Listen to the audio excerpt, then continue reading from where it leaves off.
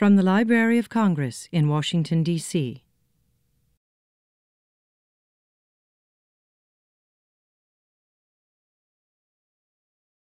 Hello, my name is Mary Lou Reeker, and on behalf of the Kluge Center and the Office of Scholarly Programs of the Library of Congress, I want to welcome you here today to a talk by Dr. Subarno Chatterjee entitled, Will There Be Peace Again? Some Aspects of Vietnamese Representations of the Vietnam War and Its Aftermath. Dr. Subarno Chatterjee has been a student of English literature since his undergraduate days at the University of Delhi. He ultimately received his doctorate of philosophy in American literature at the University of Oxford, writing a thesis entitled Memories of a Lost War, a study of American poetic responses to the Vietnam War. He has been recipient of a number of scholarships, including the current one which he holds here at the Kluge Center, the John W. Kluge Fellowship, given by our great benefactor, John Kluge.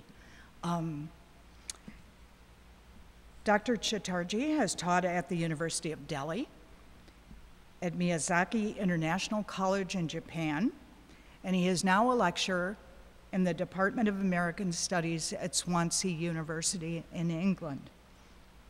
His publications are many. I won't begin to list them all, but I will tell you of two monographs. His book, Memories of a Lost War, the American Poetic Responses to the Vietnam War, which was published in 2001 by Clarendon and Oxford University Press, and his latest baby, which just came out a few weeks ago, called Tracking the Media, Interpretations of Mass Media Discourses in India and Pakistan.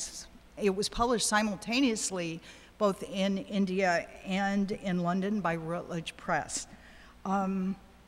Today, Dr. Subarno Chatterjee will speak to us of a topic that is broader than the poetry and prose produced by Vietnamese and Vietnamese-Americans. He will also speak to us of the politics of translation and publication of these works here in the United States. This is an area, if not a battlefield, in which conflicting views of the Vietnamese War have also played themselves out. To paraphrase Walt Whitman, Subarno will help us increase our sense of the multitudes that poetry, fiction, and even publishing contain. Dr. Subarno Chatterjee, please welcome him.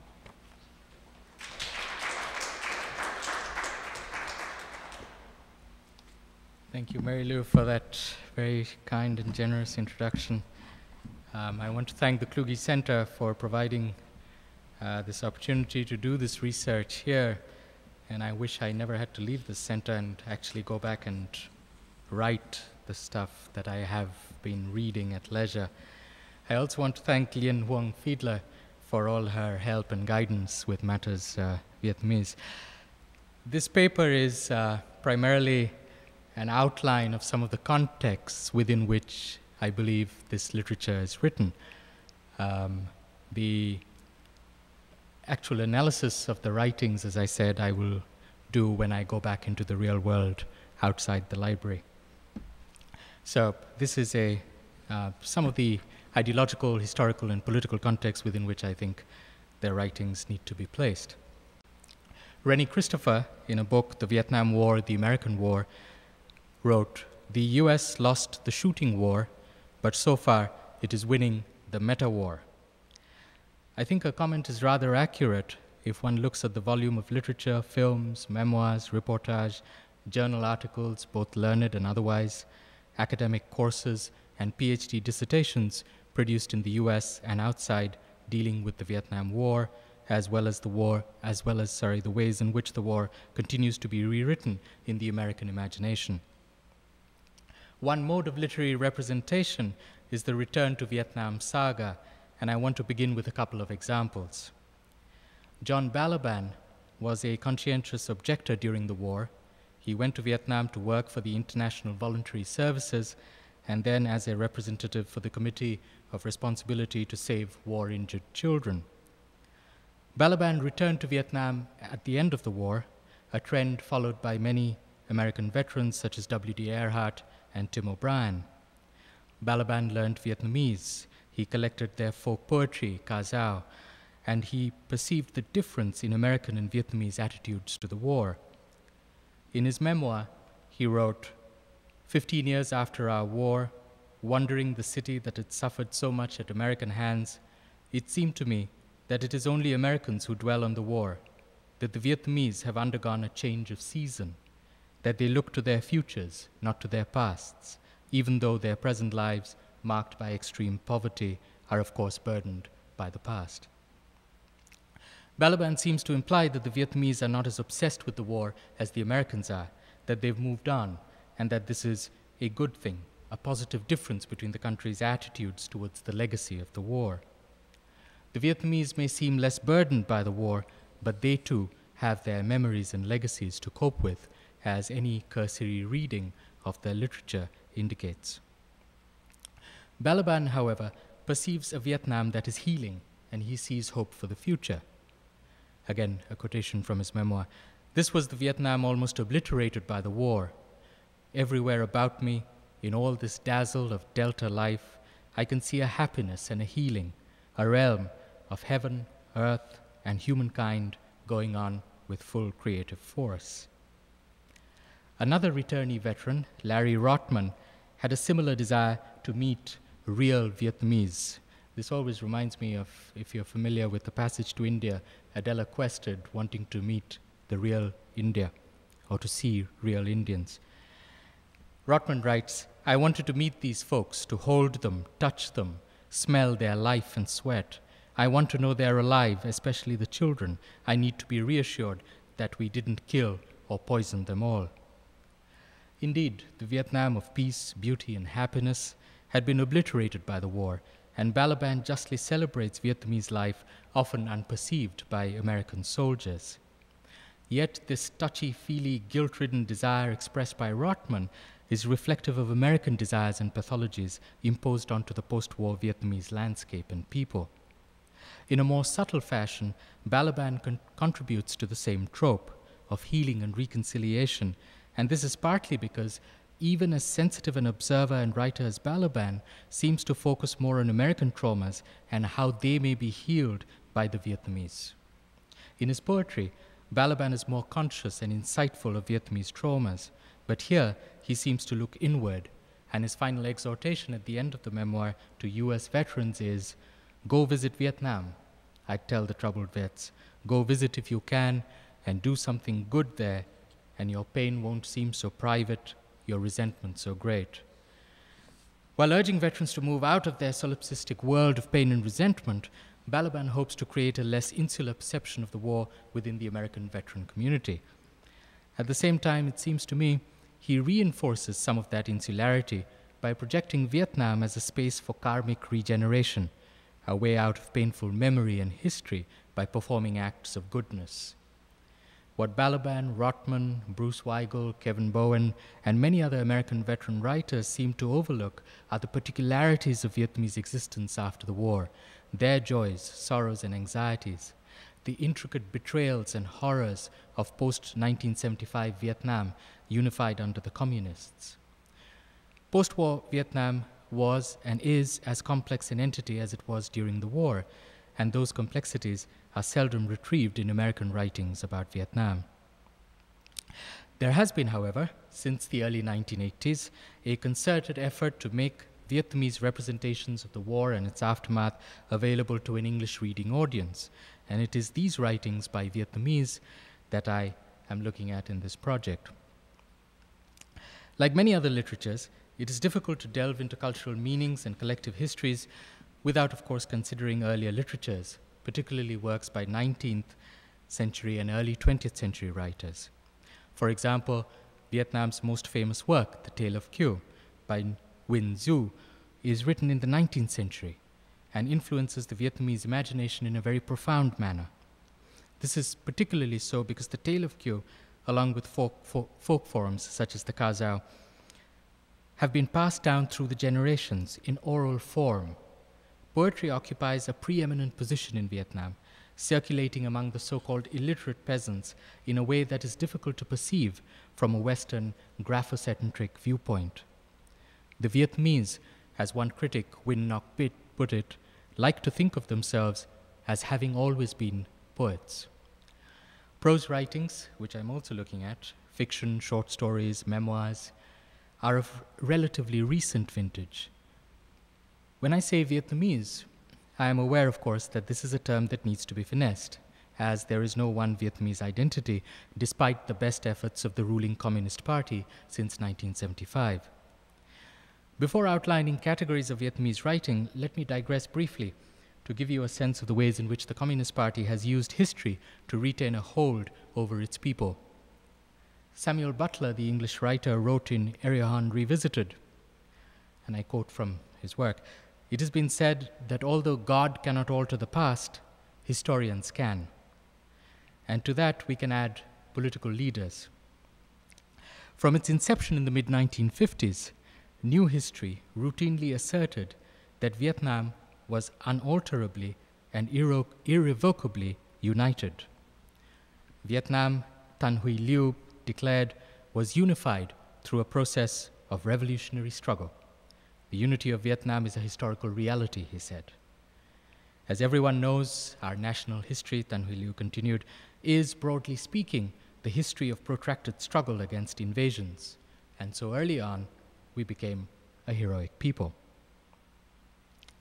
Now, while these may seem like unexceptionable, indeed noble patriotic sentiments, they conveniently overlooked the relatively recent provenance of communism in Vietnam and Vietnamese political history, as well as opposition to communist ideologies of unity and nationhood, particularly in the South. The historical revisionism created a typology of heroic resistance, a typology embedded, for example, in Ho Chi Minh's mausoleum in Hanoi. Professor Viyt Nam analyzes the ambiguity of the state commemoration of Ho Chi Minh. Professor Viyt Nam writes, Ho's cult had begun during his lifetime as a means of personalizing the revolutionary cause and rallying mass support around a single popular figure. His death provided the state with a new opportunity to raise him to semi-mythical status and to use him to present a unified version of both Vietnam's revolutionary past and of its glorious future. This, of course, was despite Ho's express wish that he be cremated without ceremony after his death. The typology of resistance is evident in the Ho Chi Minh Museum, where Ho is placed within a pantheon of national heroes who predate communist revolutionary politics. The Dragon King, Lac Long Quan, the immortal Ao Ko, Win Tai, the Tung sisters, Lai Tuong Kiet, Tan Hung Dao. Indeed, Ho Chi Minh in death serves both the hegemonic ends of state power and the subversive aims of oppositional forces. So the museum reconstructs, as Viyt Nam points out, a national history from a multi-ethnic point of view, while at the same time denying the ethnic heterogeneity of Vietnam. So in language, territory, economy, and culture, Vietnam is one united whole. In the 1950s and the 1960s, the tradition of resistance to foreign aggression also offered a less distressing assessment of what was happening in the South. By putting the onus on foreign aggressors, it was possible to deny the extent to which the Vietnamese disagreed amongst themselves about how to organize life in the present and how to represent the past. Patricia Pelly, who's studied this period, the point that she makes about the way in which the future and the past is to be represented is accurate.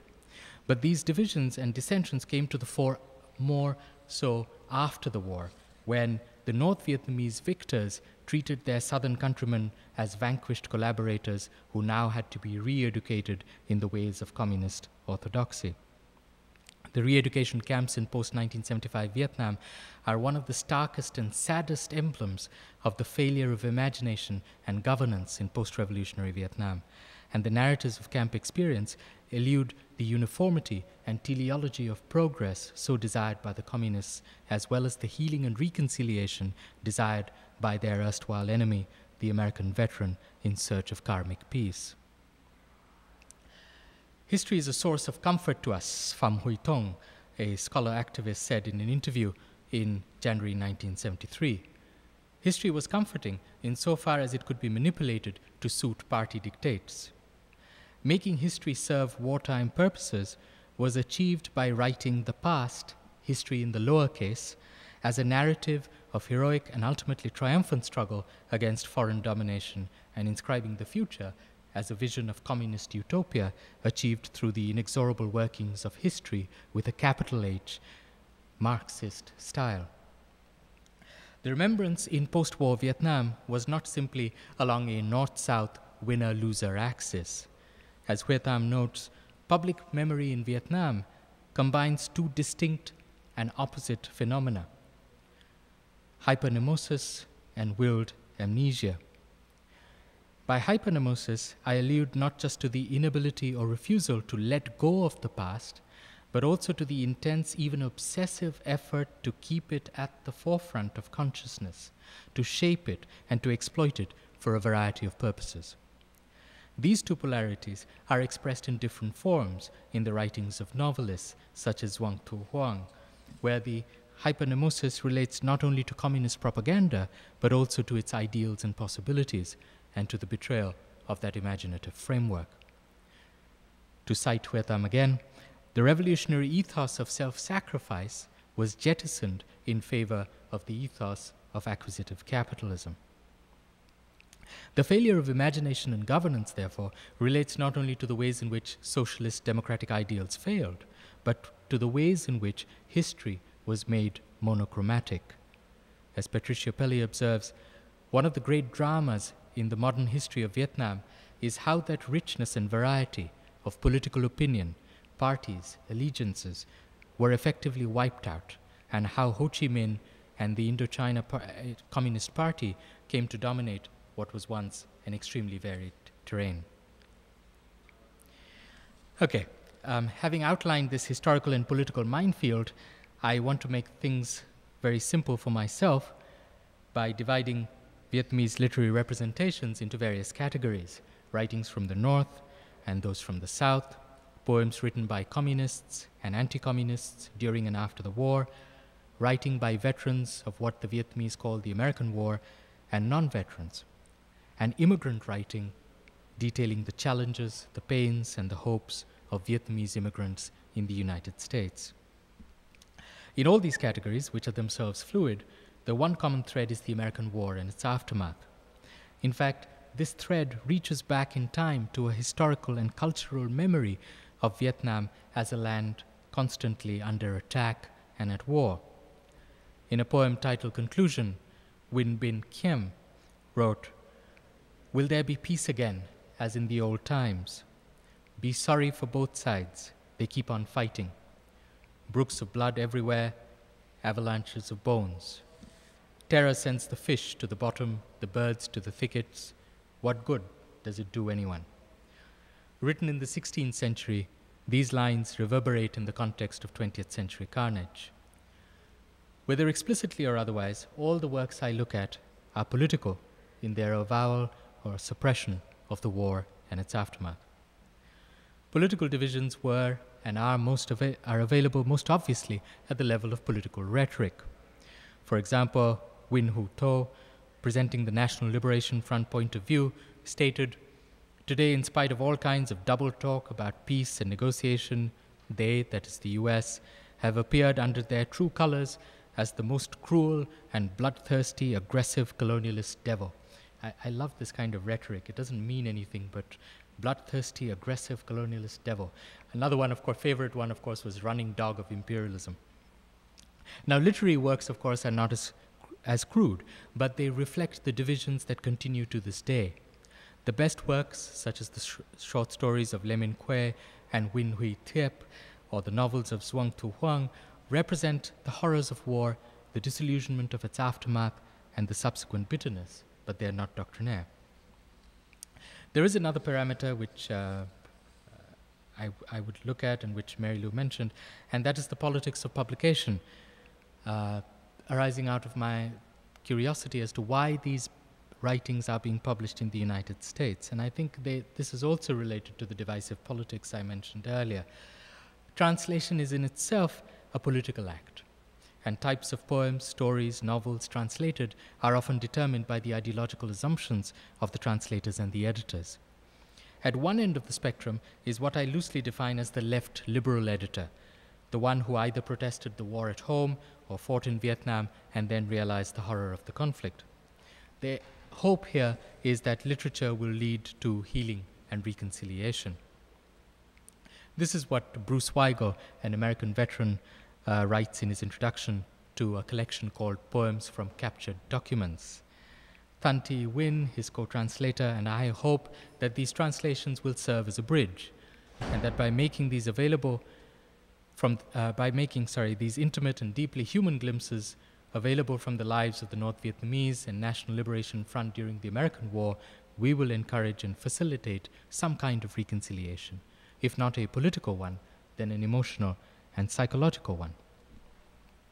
At the other end of the spectrum is James Bannerian, a translator and editor who despises communism and says as much in his editorial note. This is a quotation from his introduction to Vietnamese short stories. Although the communists have had an important role in the history of modern Vietnam, he writes, no communist writers will be found in this book. I see no reason to apologize for this conscious omission. Nearly all of the authors included in these pages are victims of communist repression. It would be ludicrous and illogical to associate the artificial literature of the persecutors with the sincere expressions of the persecuted. Besides, he goes on to write, the Moscow-Hanoi partnership employs its own translators, so there is no need for me to help them.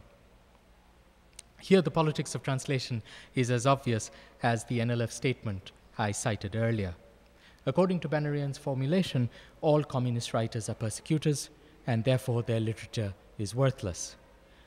Literary value is judged here solely by one's political pedigree, and there is no possibility of ambiguity or complexity. And these two polarities, of course, reflect a larger cultural division within the US in its perceptions of the Vietnamese. I want to quote from Wayne Carlin. Wayne Carlin is a Vietnam veteran himself, a novelist, an editor, and a translator. In one of the introductions to a volume of poems that he's translated, he says, there exists among Americans two stereotypes of the Vietnamese. The first sees the Vietnamese as sadistic and heartless communist robots, able to win through sheer cruelty and lack of respect for human life. If you've seen The Deer Hunter, the Russian roulette scene is a good example of this stereotype. The second paints the Vietnamese as saintly, simple yet wise peasant or poet warriors, third world bodhisattvas who speak in fortune cookie platitudes, super competent soldiers who, in spite of their martial skills, are still gentle, just, and politically correct. One, of course, needs to negotiate these extremes. The point here is the idea of healing and reconciliation is often, to my mind, an attempt to assuage the guilt and liberal conscience of the American editor and the reader, the argument being something like, thank God we didn't kill them all, and they're still alive to tell us beautiful stories about their beautiful and timeless land. The best writings by the Vietnamese, of course, break these stereotypes. If you read Le Minh Quê or any of these writers, they talk about the realities of terror and hopelessness, of hope and beauty, of sadness and despair in Vietnam and outside. Bannerian's statement, the one that I quoted, reflects, however, a very important debate which I think is going on within the Vietnamese diaspora about the relative value of writings by Vietnamese in exile and those who stayed behind in Vietnam. The parameters of this debate, and I won't bore you with too many details, were stated in two essays by Nguyyn Bynh Khiem. The essays were titled Vietnamese Communist Literature and Vietnamese Literature in Exile. Quat lives in Australia, and his essays were published in 1994 from Melbourne in a volume, Vietnamese Studies in a Multicultural World. In his survey of communist literature, Quat noted the paucity of good writings in post-1975 Vietnam. He was critical of communist propagandizing through literature, describing it as a type of political masturbation, and expressed nostalgia for pre-1975 writings that were available in South Vietnam. In his analysis of Vietnamese writings in exile, Quat made some absolute distinctions. While he acknowledges that the exilic condition is both physical and psychological, he denies the status of exile and exile writers to pro-communists. And this is a quotation from his essay. Living abroad and writing do not make a writer someone in exile. The pro-communist writers who are living abroad are not writers in exile. The feeling of being astray in his own country in itself is not enough to make a writer an author in exile. By establishing this dichotomy between the truth and moral value of exilic writings and the poverty of Vietnamese writings in Vietnam, Quat made exaggerated claims for the former and emasculates the latter. Quat claims that the Vietnamese literature written in exile speaks for all Vietnamese. The distinction Quat makes is closely tied to the politics of Vietnamese diasporic communities. And while condemning the communists for their doctrinaire attitude, I think Quat creates another set of untenable absolutes. Some of the best Vietnamese literature written after 1975 in Vietnam is acutely critical of communism, of its failure to live up to its own ideals, and the feeling of being an outsider, an exile in one's own country. Quat denies these possibilities. In his essay, he writes, "Communist politics is the politics of the party, of a class. Politics in literature in exile is the politics of the people, of the persecuted. In communist literature, politics is the aim. In literature in exile, politics is the inspiration. In the communist literature, politics is based on hatred. In literature in exile, it is based on sufferings in front of extreme poverty." These oppositions seem to me untenable if one reads and responds to the writings, but they are indicative of a type of exilic or diasporic community propagandizing and linked to the politics of the Vietnam War and its memories within these communities. Quat's criticism of communist literature, as if all writings by Vietnamese in Vietnam are communist propaganda, is a mode of rhetorical legitimization. By casting the Vietnamese writers who write out of Vietnam as inauthentic, Quat is establishing the authority of his exilic writers and critics to speak for the Vietnamese. The battle here, it seems to me, as in American representations of the Vietnam War, is for the past and future envisioning of the war and its legacies. In the case of the Vietnamese diaspora, especially those who fled the former South Vietnam, the battle is also to remember a country that no longer exists and to speak for a nation outside its borders. Battles over memory, as Viyt Nam observes, are thus battles over how to draw the contours of a community, who is to be included and who is to be excluded from the community thus defined. Quat's and Bannerman's rhetoric emanates from the Vietnamese immigrant community and its own particular anxieties, frustrations, and hopes. Whether as collaborators with the US-funded South Vietnamese government or as ethnic Chinese boat people, the Vietnamese who fled to the US suffered and continue to suffer from an acute sense of loss. Nguyyn Bynh Khiem, an immigrant Vietnamese writer, states, "It is odd to think about our first days in America. We were refugees, desperate for a link to our homeland, nursing our wounds of defeat with a faint notion of a peaceful future. Poetry might have relieved some of that sorrow in our hearts then, but few of us turned to poetry." Unlike many other immigrant groups in the US, the first batch of Vietnamese came as refugees, and like all refugees, they were dispossessed not only of material things, but also of a personal and social heritage that can never be recaptured. This sense of dispossession and despair haunts Vietnamese American writings, as the unification of Vietnam under the communists heralded the extinction of the country many South Vietnamese called home. Their assimilation into America as citizens is therefore both a moment of triumph and of loss. And this is repeated in many writings. Just to give you one example, a father tells his daughter, who wants to change her Vietnamese name to Angie, because Angie is easier to pronounce than her Vietnamese name.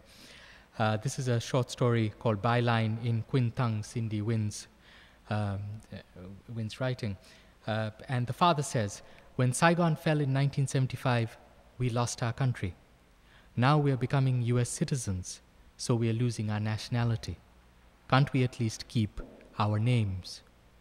So the biculturality, which is celebrated in mainstream America, is far more problematic when we look at particular experiences, where names are one marker of difference, of identity, and ethnic coherence.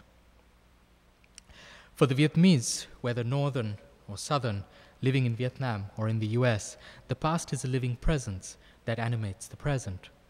Attitudes towards the past, therefore, are indicative of one's position in contemporary realities, as well as one's ideological relation to those pasts. Nguyen Hung Quat's essays are an example of how these ideological relations are being played out. In northern narratives, as I've already mentioned, particularly pro-communist ones, Vietnam's history is one long, glorious tradition of resistance to foreign aggression, and this culminates in the victory on April 30th, 1975. This teleological history was constructed by communist apologists and emphasized the role of Hanoi rather than Saigon. This history, again, as I mentioned earlier, prefers to ignore the fact that the American war was also a civil war, and the nature of internal divisions was exacerbated in post-1975 Vietnam, when the northern armies behaved like a conquering force, driving what they called puppet collaborators into re-education camps, new economic zones, and humiliating southerners who had suffered during the war as well. Doctrinaire socialism, combined with totalitarian measures and corruption, helped to further the boat people exodus and disillusionment within the country. The hopes of the revolution were quickly mired in the realities of daily living and politics. In Le Minh Quie's short story, The River, the narrator describes his aunt and uncle as paragons of a mindset that no longer exists. So there's the communist ideal and there is the present. And a short quotation from this story: "I never heard them complain. They were easygoing, conscientious in their work, and selfless in the way that I'd seen in people of that generation. Perhaps they had done the most beneficial work, without ever asking themselves what they had done. They went about their business, forgot themselves." Le Minh Quie deliberately contrasts the unselfish sacrifices of the revolutionary generation with the greedy, money-grubbing, self-centered post-war Hanoi. She had participated in the war as a sapper and then as a war correspondent, and there is a degree of nostalgia for the ideal camaraderie of the past. Yet she, like other writers such as Xuân Thu Hoang, is not a sentimentalist and takes very close and critical looks at the state of Vietnam in the present. Neither the war nor the policies of their comrades is seen as heroic or worthy of praise. In fact, the value of writings from contemporary Vietnam lies precisely in its ability to see and articulate unpleasant truths and still to hope for a better future. Attitudes towards history and constructions of memory are, of course, different when one looks at writings by Vietnamese immigrants in the US. Innumerable stories deal with the pain of exile, of alienation, of homesickness that can never be alleviated. In Huang Lian's short story, Year's End, the narrator, who works in the financial district in San Francisco, cannot forget the happy communal life in Vietnam and contrasts it to the isolated cleanliness of San Francisco. The narrator compares New Year's celebrations in US with those in Vietnam, and this is what he's thinking. Asian celebrations do not summarily dismiss bygone days, but harbor the belief that the past, the present, and the future are but a continuation. Asian cultures revere the past because they know it is not made up only of shameful sufferings and defeats. There's a problem with this. I won't unpack it here. But this is also a curious generalization because it gives us an insight into a mindset that dominates a part of the exilic imagination among the Vietnamese community. Because paradoxically, the narrator stresses a point that he might have wished to conceal, that is, the shameful aspects of the former South Vietnamese government, with its own power struggles, its corruption, its tiger cages, its inability to forge a viable nationalist alternative to the communists. As Andrew Lam, a Vietnamese-American journalist, writes, to grow up Vietnamese in America, after all, is to grow up with the legacy of belonging to the loser's side and to endure all that it entails. It is interesting, however, that very few Viet Kieu mention these pasts or the destruction of their beloved South Vietnam by their allies, the Americans. So the nostalgic construction of a lost homeland erases unpleasant and inconvenient histories. Oral histories of the Vietnamese Americans, such as the standard one by James Freeman, titled Hearts of Sorrow, I think further the cause of historical rewriting. Despite including people from various backgrounds in his interviews, there is a remarkable conformity of central ideas. All hate communism for political, personal, or unspecified reasons. All are nostalgic about the country they left behind. None of them analyzes in any detail why the communists won. All see the liberation of South Vietnam as a sham, and some hope to return to a free, non-communist Vietnam. There are here no nuanced or disillusioned or critical communist accounts, such as the ones narrated by Huang or Le Minh Quay. Only one narrator in this 400-page plus oral history refers to anti-communist feelings among Vietnamese immigrants. It is also significant, and this is what I find most interesting, that America's role in that war becomes a non-event and has no consequences for the country of Vietnam. The very real and harrowing tales told by Freeman's narrators of surviving re-education camp, of escape, of settling in the US, are therefore, I think, ideologically tweaked to suit dominant US narratives of a war undertaken for noble ends. This rewriting or simplification of history is exemplified in the following lines by an expatriate poet, Thuong Vong Riddick. I'll just quote the last 4 lines of the poem, which I love in the way they encapsulate this terrifying history and a history that is still living. The Viet Cong, armed by China and the USSR, killed the Vietnamese and the Americans, full stop. The Viet Cong prevailed, full stop. People fled overseas. If only history were so simple. The terrible carnage of the Vietnam War, much of it visited upon the country by the US, followed by the depredations of the communists and the horrors faced by the boat people, have left a legacy of division, hatred, and seemingly irreconcilable differences. Within these contexts, translations of texts in US academia or research institutes, such as the Joyner Center at the University of Massachusetts in Boston, cannot be value neutral, nor can they blandly propagate a naive reconciliation. However, the voices from Vietnam and from Vietnamese Americans are crucial to an understanding of histories related to Vietnam and to the United States, of the ways in which memory and oral histories reconfigure the past, of exile within the US and within Vietnam, of hopelessness and the possibilities of the future. Some of the best works encapsulate and articulate some of these issues and problems.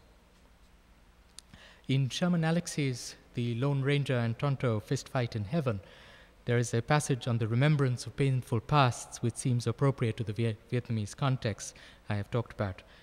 And this is a quotation from one of the stories. How much do we remember of what hurts us most? I've been thinking about pain, how each of us constructs our past to justify what we feel now, how each successive pain distorts the preceding. Within a field of competing memories, historiographies, critical opinions, banal political platitudes, and righteous violence, literature written by Vietnamese in Vietnam, as well as that written by Vietnamese Americans, creates, I believe, modes of remembrance that reflect on pain, history, exile, and betrayal, not merely through competitive distortions, but in a spirit of dialogue and hope. Thank you.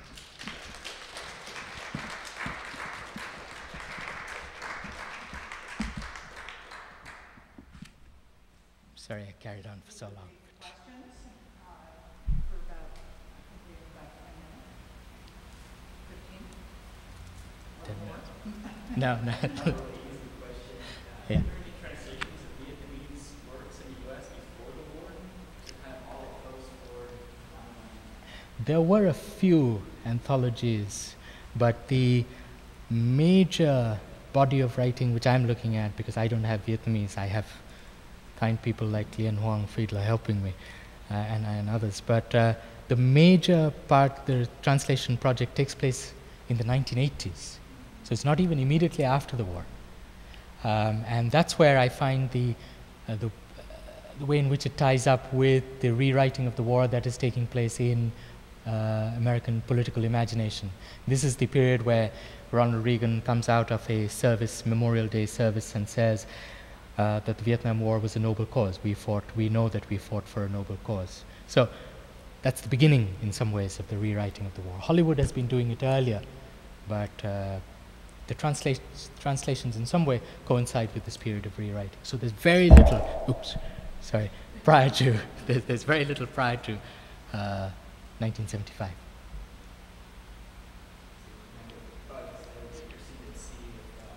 Vietnam War protesters or students at that time period were reading Vietnamese literature as kind of part of their Yeah, it would be. I suspect that very few of them knew anything about Vietnam.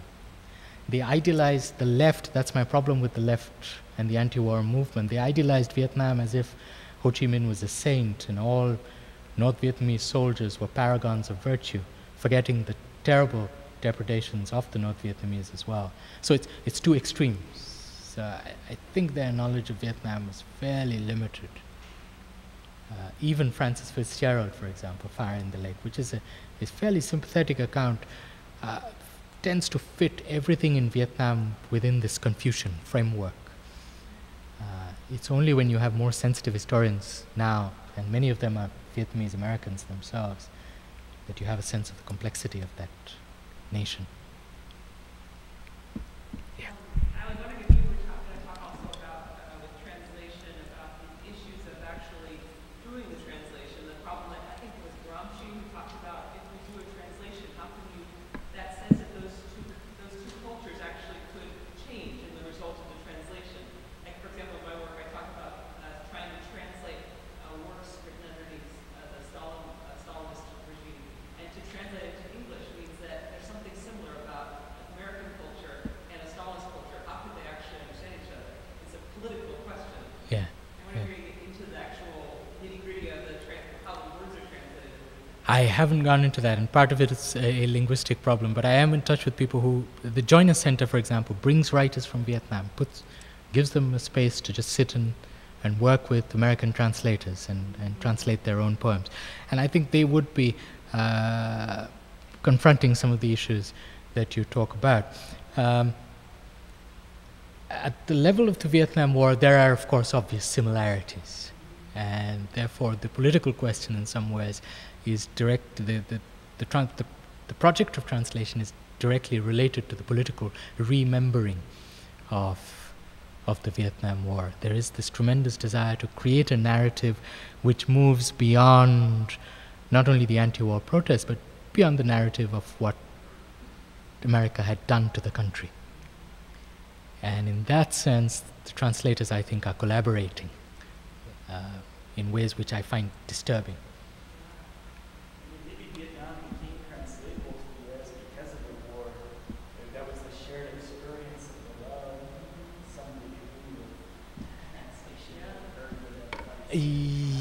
Yeah. Except that when you actually read the works written by the Vietnamese during this period and afterwards, there are also, as I'm sure in the case of the Stalinist writings, huge divergences. Yeah. And I think yes, and I think that the fact that there is a diasporic community here also increases that sense of a connection. It would be also interesting to interview those translators that are coming from Vietnam, because it would Yes. be interesting to see what words they have set aside. I don't use these words, I use these Yes, yes. In fact, I have, that's part of what I plan to do next summer when I'm here. I have interviewed one or two, Professor Nguyyn Bynh, for example. Now he's involved in this process, and he's given me some insights, and the ways in which he fell out with one of his translators in what is one of a seminal anthology which he's edited, because they wanted his American translator wanted weaker words for something which he thought needed to be expressed, and which he says a non-Vietnamese would not be able to understand. So there are huge issues there. Yeah. But I think I'll have to avoid some of those, because my interest is largely in terms of exile and memory, and how is Vietnam being rewritten by the Vietnamese American community as well. But yeah, I need to look at some of that. Are you beginning to see a difference with literature that's written by Vietnamese Americans who arrived here after the war and their children who were born here? What kind of difference? The children are less, well, they're less concerned with the battles of the past in some ways. The visceral hatred of the regime is something that they don't understand in quite the same way that their parents and grandparents did, because they didn't have to suffer under that regime.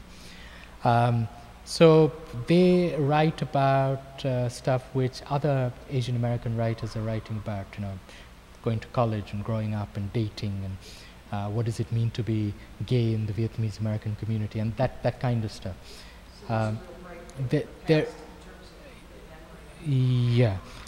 There's a memoir, for example, about a second generation Viet Kieu who goes back to Vietnam and expects some kind of epiphanic moment, but it doesn't happen. He feels there is no connection. I'm American. So, but again, yeah, that's something that I will be looking at. There's a wonderful novel called The Gangster We Are All Looking For, which deals with some of these issues. I think some of them, in my view, trivialize some of the issues, but there is a definite generational shift in terms of literary perspective, but primarily political perspective. So they are much more open to going back to Vietnam. And I was reading an article online, one of these Vietnamese sites, where Viet Kieu are going back and working in Vietnam, and they are quite comfortable in a way that their parents would not have been. So yes, that is something I will be looking at, and there are specific differences. Yeah. I'm curious about where the French colonial moment fits into that literature. Does it get back to the accounts of the American occupation experiences? In other words, are the experiences of colonialism interchangeable, or do you see in literary representations of the two any interesting divergences, or how do they kind of relate to each other? Yeah, I have, for purposes of clarity and focus, which is always a problem with me, decided to leave the French out of the picture. But yes, there are very interesting convergences and divergences with the French colonial experience. What is particularly interesting to me is that there are fairly accurate and stringent critiques of French colonialism. The Vietnamese historians and Vietnamese American writers see that as a colonial experience with all its degradation and its brutality. I am yet to come across writings which are as critical of the American involvement. There is a tremendous, I think there is an illusion of the American involvement in Vietnam, partly because of, partly because of gratitude. Many of the boat people who came to America called America Freedom Land. So they're willing to overlook some of that. But yeah, there are writers who live and work, Thang Vu, for example, who live and work in France. Duong Thu Huang has now moved to France, but unfortunately I have to limit myself to this. But the divergence in attitude I find significant, because I would expect Vietnamese to be equally critical of the American involvement. Considering the amount of havoc that America wrought on Vietnam, I won't carry on about it. That was my PhD. Sorry, I didn't really answer the question because I cannot really. Yeah.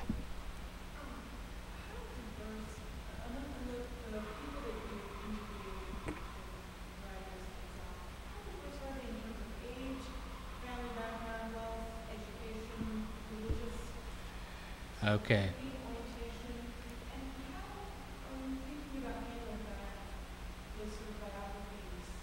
Yeah. Yeah. So far, I've done very few interviews. They are a fairly homogeneous lot. They are in their 70s.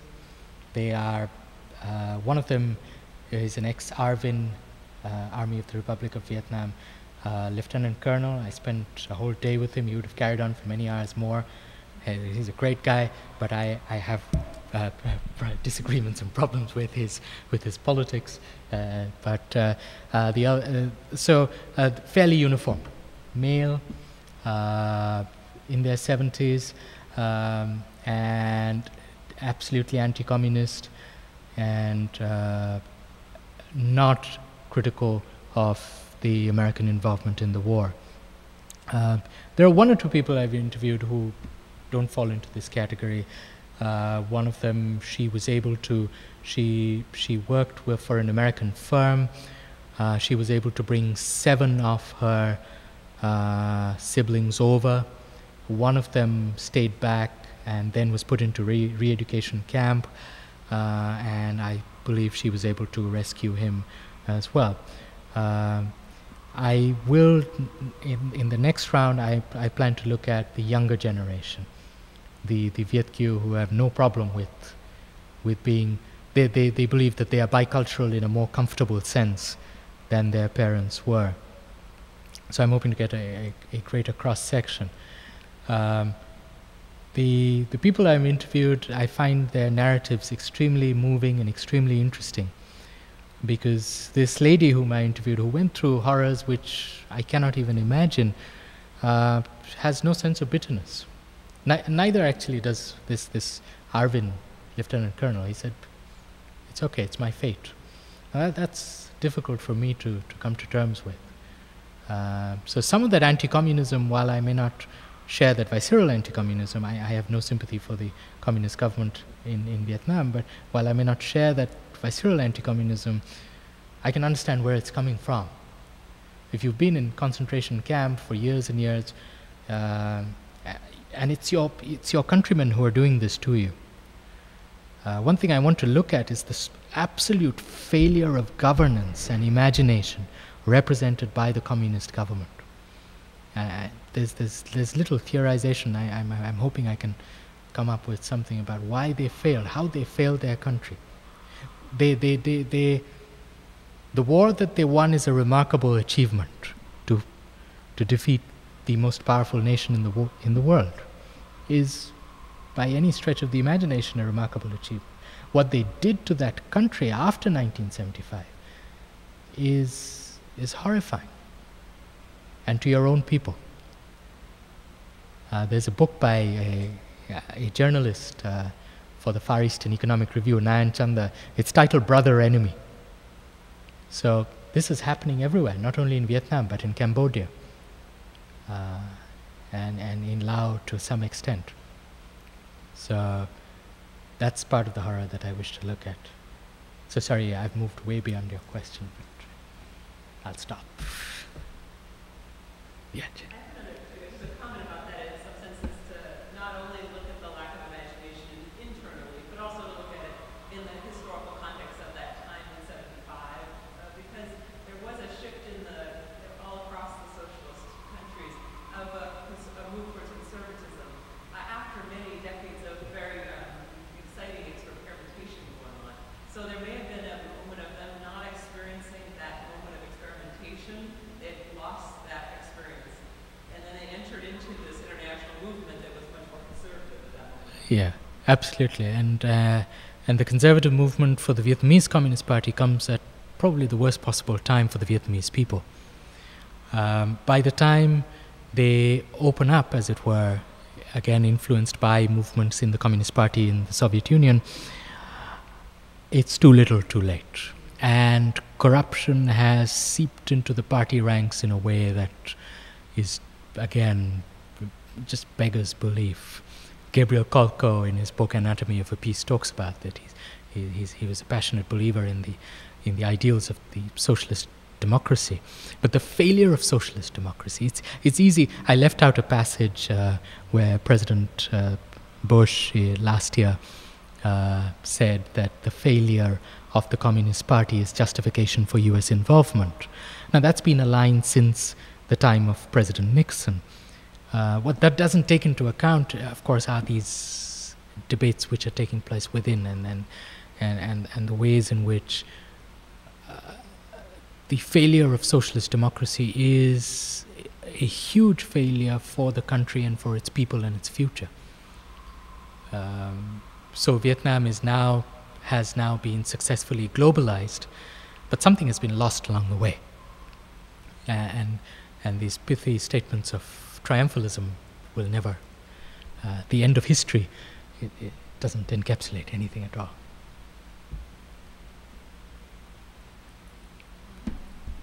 Any last questions? Thank you, Dr. Thank you. Chatterjee, for all of this. For somebody who lived through that era, it's very interesting to hear So the the way other that side it's is coming right. out in literature and the ways it's being interpreted. Thank you. Well, thank you. This has been a presentation of the Library of Congress. Visit us at loc.gov.